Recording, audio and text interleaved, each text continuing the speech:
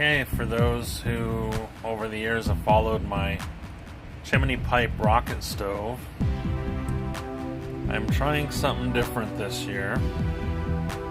I saved all my brick and stacked them up on the sides, the fire brick, and we have this little camping stove that was $100 on Amazon at the time, and now it's 120 everywhere.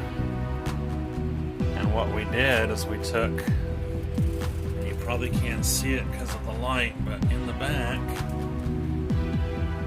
we have two elbows coming down because the fireplace had the output over here.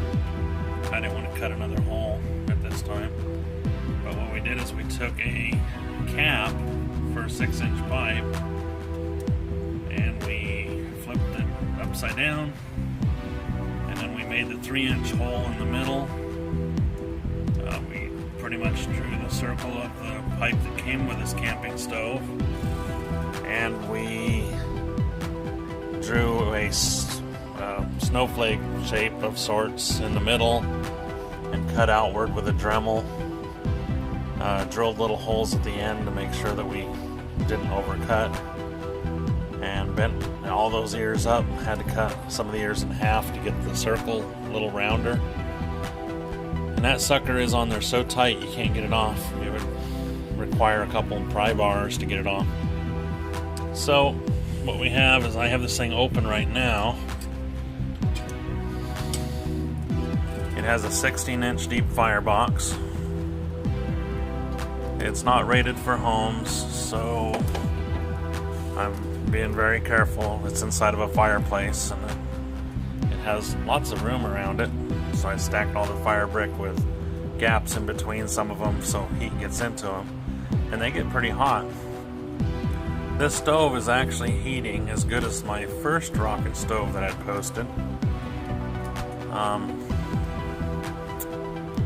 I do have times, though, I've noticed that if I don't keep the wood pushed back,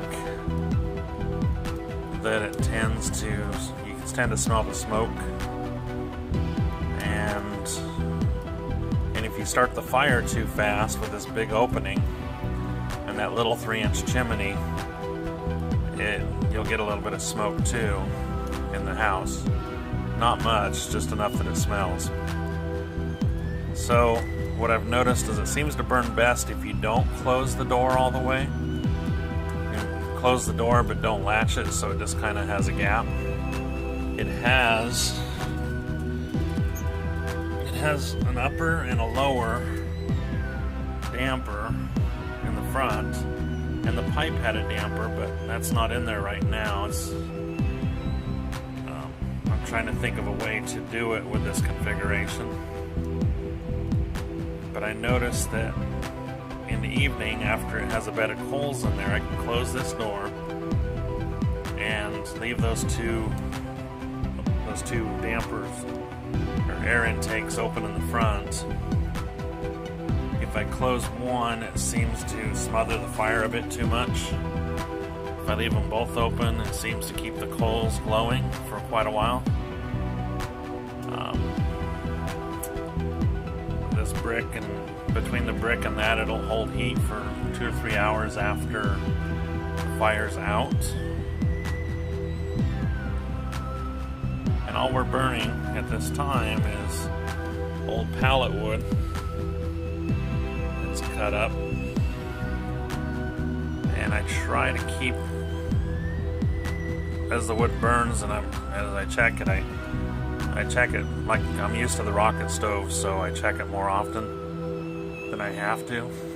But I try to keep the pieces pushed back so there's less chance of getting any smoke.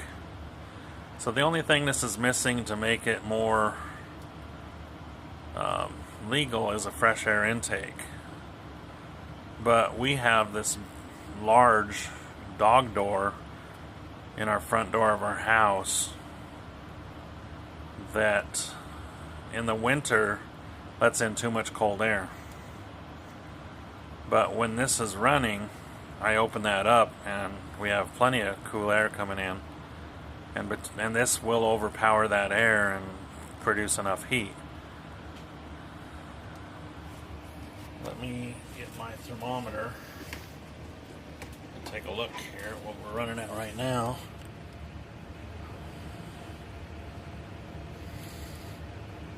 On the front of the door, the fire's in the back of it. In the front, I've got 300 degrees plus. The chimney is it's varying from 400 to 470. The top of the stove back by the flange is almost 400, and it's quite a bit of heat. It's not. I'm saying it's not as efficient as the rocket stove. The rocket stove, I think I had less issues with.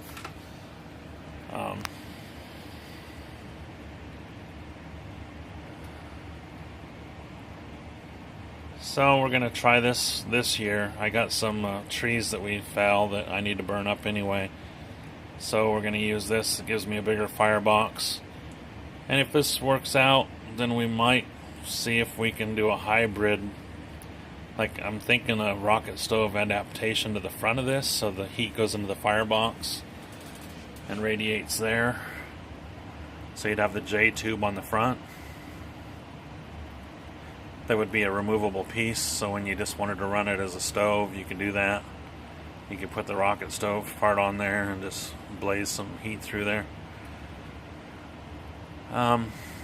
That's about it for this video. I don't want to drag it on too long. So, in case any of you are wondering if I'm still using the other rocket stove, no. I reconfigured from the first one to one that fit in the fireplace, and it just did not do very well. We still used it, but it just was not as good, and our power bill was up a little more than when we had the rocket stove on the face of the fireplace. But this is doing better than the rocket stove on the face of the fireplace heat-wise. And this is just a camping stove. And I think it says Sportsman's Guide on the front, something like that. And I saw another name on the internet for it, but I can't remember what that is right now. If I remember when I upload the video, I'll post it in the description. Thanks, bye.